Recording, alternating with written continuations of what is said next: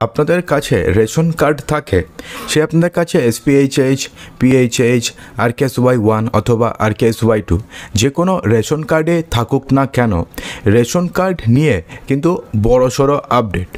হ্যাঁ বন্ধুরা, ভিডিওর থাম্বনেলে আপনারা দেখেইছেন প্রায় 14 লক্ষ রেশন কার্ড বাতিল হতে চলেছে। তো এই 14 লক্ষ রেশন কার্ড কাদের কাদের বাতিল হবে, এই লিস্টে আপনি নেই তো জানবেন কিভাবে? তো বন্ধুরা, সমস্ত কিছুই আপনাদের জানিয়ে দেবো এই ছোট্ট ভিডিওতে, সেজন্য ভিডিওটিকে মোটেও স্কিপ না করে সম্পূর্ণ দেখতে থাকুন। বন্ধুরা, এবার থেকে রেশন যদি আপনি পেতে চান তাহলে এখন থেকে লাগবে হচ্ছে আয় প্রমাণ। ভারতের রেশনিং ব্যবস্থায় বড়সড় পরিবর্তনের ইঙ্গিত মিলেছে। নিয়মিত আপনি রেশন তুলছেন, বিনামূল্যে আপনি চাল, গম, ডাল পাচ্ছেন। এবার আয়কর দফতর খতিয়ে দেখবে যে আপনি আদৌ এই সুবিধা পাওয়ার যোগ্য নাকি যোগ্য নন, এবং যদি দেখা যায় যে আপনি সরকারি নির্ধারিত আয়ের থেকে বেশি উপার্জন করছেন, তাহলে সেক্ষেত্রে কিন্তু আপনি আর রেশন পাবেন না। ইতিমধ্যেই এই বিষয়ে পরিকাঠামো গড়ে তোলার কাজ কিন্তু শুরু হয়েছে, যা কেন্দ্রীয় সরকারের বৃহৎ পরিকল্পনার অংশ বলে জানা আছে। তো এই পদক্ষেপ কেন নেওয়া হচ্ছে? তোমরা সবাই জানি যে করোনার পরবর্তী সময়ে দেশের দরিদ্র শ্রেণীকে সাহায্য করতে প্রধানমন্ত্রী গরিব কল্যাণ অন্ন যোজনা চালু করেছিল কেন্দ্র সরকার। এই প্রকল্পের আওতায় জাতীয় খাদ্য সুরক্ষা আইনের অধীনে বহু মানুষ বিনামূল্যে রেশনের সুবিধা কিন্তু এখনও অবধি পাচ্ছেন। তবে কেন্দ্রীয় সরকার মনে করছে যে প্রকৃত দরিদ্রদের পাশাপাশি অনেক বিত্তবান ব্যক্তিও, অর্থাৎ যেই পরিবারের সবাই সরকারি চাকরি করেন, অথবা যাদের বাড়িতে গাড়ি আছে, গ্রামে থাকলে যাদের ট্র্যাক্টর আছে, যাদের বিঘার পর বিঘা জমি আছে, তারাও এই সুবিধা গ্রহণ করছেন, যা রেশন ব্যবস্থার স্বচ্ছতা নষ্ট করছে এবং সরকারের ওপরে বাড়তি অর্থনৈতিক চাপ সৃষ্টি করছে। এবং এই কারণেই বর্তমানে অন্নপূর্ণা অন্তোদয় যোজনার আওতায় একটি পরিবার প্রতি মাসে 35 কেজি করে খাদ্যশস্য পায়।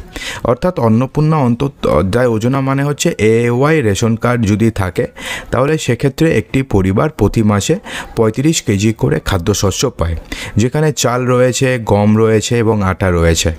অন্যদিকে যারা সাধারণ রেশন কার্ডধারী, ধরুন RKSY1, RKSY2, PHH, SPHH, তারা মাথাপিছু মিনিমাম 5 কেজি করে খাদ্যশস্য তারা পান। কারা কারা বেশি পান, কিন্তু মিনিমাম 5 কেজি করে খাদ্যশস্য পান। তো কেন্দ্রীয় সরকার এখন মনে করছে যে যাদের এই বিনামূল্যের রেশন সত্যি প্রয়োজন নেই, তাদের এখন থেকে চিহ্নিত করাটা কিন্তু জরুরি। সরকার আয়কর এবং রেশন সংক্রান্ত তথ্য বিশ্লেষণ করে বুঝতে চাইছে যে রেশন কার্ডধারীরা আসলেই এই সুবিধার যোগ্য কিনা। অর্থাৎ যারা যারা AAY হোক কিংবা PHH হোক কিংবা SPHH হোক, সেই রেশন কার্ডের আন্ডারে যারা যারা ফ্রিতে রেশন সামগ্রী পাচ্ছেন, তারা কি আদৌ এই ফ্রিতে রেশন পাওয়ার যোগ্য নাকি যোগ্য নন, এবার কিন্তু এটাই কেন্দ্র সরকার এবার দেখবে। এর জন্য কেন্দ্র সরকারের central board of direct taxes অর্থাৎ CBDT আয়কর সংক্রান্ত তথ্য ক্রেতা সুরক্ষা মন্ত্রককে ইতিমধ্যে পাঠিয়ে দিয়েছে। এটা কিছুদিন আগের খবর, তাই ইতিমধ্যে পাঠিয়ে দিয়েছে। এরপরে কি করবে? এরপরে খাদ্য এবং গণবন্টন বিভাগের সঙ্গে সমন্বয় যাচাই করে সমস্ত কাজ করা হবে। তার জন্য ইতিমধ্যে কি হয়েছে, আধার কার্ড এবং রেশন কার্ডের সংযোগ ইতিমধ্যে হয়ে গেছে। ইতিমধ্যে রেশন কার্ডের সঙ্গে আধার কার্ডের সংযুক্ত করার কাজ সম্পূর্ণ হয়েছে। এরপরে কি হবে? এরপরে প্যান কার্ডের লিঙ্ক করা হবে। আধারের সঙ্গে প্যান সংযুক্ত থাকলে ব্যক্তির বার্ষিক আয় জানা সম্ভব হবে। অর্থাৎ আপনি ইতিমধ্যে আপনাদের রেশন কার্ডের সাথে আপনাদের আধার কার্ড লিঙ্ক করে দিয়েছেন, এবং আধার কার্ডের সাথে প্যান কার্ডের কিন্তু লিঙ্ক বর্তমানে রয়েছে। অর্থাৎ মানে আপনি রেশন কার্ডের সাথে প্যান কার্ডের লিঙ্ক যদি নাও করেন, তো সেক্ষেত্রে কিন্তু আমরা যদি দেখি, তো রেশন কার্ডের সঙ্গে কিন্তু প্যান কার্ডের লিঙ্ক কিন্তু ইতিমধ্যে হয়ে গেছে। অর্থাৎ আপনাদের রেশন কার্ড দিয়েই বোঝা যাবে যে আপনার পরিবার প্রতি মাসে কত টাকা করে রোজগার করেন, এবং আপনার পরিবারের নামে কোনো ITR ফাইল রয়েছে কিনা। যদি থাকে, তাহলে সেক্ষেত্রে কি হবে, আপনাদের নাম ফ্রিতে যারা রেশন পায় সেই লিস্ট থেকে কাটা যাবে। তো এক্ষেত্রে বলা হয়েছে যে ইতিমধ্যে এখন তথ্য বিনিময় শুরু হবে। আয়কর বিভাগ এবং গণবন্টন দপ্তর নির্ধারণ করবে যে কতজনের তথ্য তারা বিশ্লেষণ করবে। সুরক্ষা ব্যবস্থা, যেহেতু এটি একটি সংবেদনশীল তথ্য, তাই তথ্য কিভাবে সুরক্ষিত থাকবে সে ব্যাপারেও কিন্তু ইতিমধ্যে আলোচনা শুরু হয়ে গেছে। তো রেশন ব্যবস্থাকে তাহলে বদলাতে চলছে। তো সরকার মনে করছে যে যারা বছরে 12 লক্ষ টাকার বেশি উপার্জন করেন, অর্থাৎ যারা মান্থলি 1 লক্ষ টাকার বেশি যারা উপার্জন করেন এবং যারা যারা আয়কর রিটার্ন জমা দেন, অর্থাৎ মান্থলি 1 লক্ষ টাকার বেশি, অথবা যারা যারা আয়কর রিটার্ন জমা দেন, তাদের বিনামূল্যে রেশন সুবিধা দেওয়া কোনোভাবেই উচিত নয়। তো আপনি কি মনে করেন যে যারা মাসে 1 লক্ষ টাকার বেশি ইনকাম করেন অথবা যারা আয়কর রিটার্ন জমা দেন, তাদেরকে রেশন সুবিধা দেওয়া উচিত নাকি উচিত নয়? আপনারা কি মনে করেন অবশ্যই কমেন্ট বক্সে কিন্তু জানাবেন।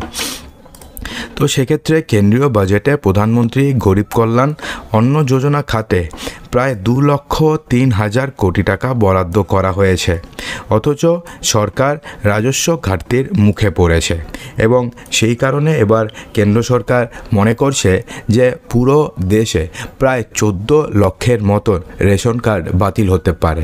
তো এমনটা এস্টিমেটেড রয়েছে, কিন্তু যতদূর মনে করা হচ্ছে যে এই সংখ্যাটা কিন্তু 14 লক্ষ থেকে প্রায় 30 থেকে 40 লক্ষ পর্যন্ত হতে পারে, যদি সবার প্যান কার্ডের সাথে, আধার কার্ডের সাথে এবং রেশন কার্ডের সাথে যদি ঠিকঠাক লিঙ্কেজ করা যায়, তাহলে অনেক পরিবার রয়েছে যারা যারা AAY রেশন নিচ্ছে অথবা SPHH রেশন নিচ্ছে অথবা RKSY 1-এর ফ্রি রেশন নিচ্ছে, তারা কিন্তু এই সুবিধা আর নাও পেতে পারেন। তো বন্ধুরা, আপনি কি কাউকে এরকম দেখেছেন যে যারা সরকারি চাকরি করে অথবা যারা সচ্ছলভাবে জীবনযাপন করে, তারাও রেশন ফ্রিতে রেশনের সুবিধা নিচ্ছেন? যদি জেনে থাকেন তাহলে অবশ্যই কমেন্ট বক্সে জানাতে একদমই ভুলবেন না। আর যদি ভিডিওটি ভালো লেগে থাকে তো ভিডিওটিকে লাইক করবেন, ভিডিওটিকে আপনাদের বন্ধুবান্ধবের মাঝে প্রচুর শেয়ার করবেন এবং চ্যানেলটিকে সাবস্ক্রাইব অবশ্যই করবেন। তো দেখা হচ্ছে আমাদের আগামী ভিডিওতে আরও কিছু ইম্পর্টেন্ট নিউজ নিয়ে। ততক্ষণের জন্যে ভালো থাকবেন, সুস্থ থাকবেন।